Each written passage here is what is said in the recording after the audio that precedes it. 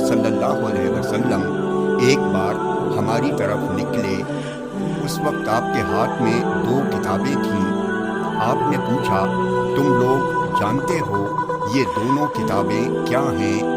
हम लोगों ने कहा, नहीं, सिवाय इसके कि आप हमें बता दें। दाहिने हाथ वाली किताब के बारे में आपने फरमाया, ये रब्बुल आलमीन की किताब है। इसके अंदर जन्नतियों, उनके आबाओ अजदाद और उनके कबीलों के नाम हैं।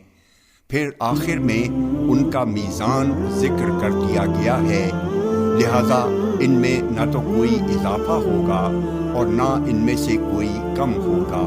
फिर आपने बाएं हाथ वाली किताब के बारे में फरमाया, ये रब्बुल आलमीन की किताब है। इसके अंदर जहन्नमियों, उनके आबाओ अजदाद और उनके कबीलों के नाम हैं और आखिर में उनका मीज़ान ज़िक्र कर दिया गया है। अब इनमें न तो किसी का इजाफा होगा और ना इनमें से कोई कम होगा।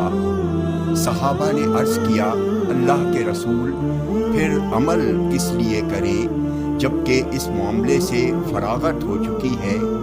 आपने फरमाया, सीधी राह पर चलो और मियाना रवी इख्तियार करो, इसलिए कि जन्नती का खात्मा जन्नती के अमल पर होगा, अगरचे इससे पहले वो जो भी अमल करे, और जहन्नमी का खात्मा जहन्नमी के अमल पर होगा, अगरचे इससे पहले वो जो भी अमल करे।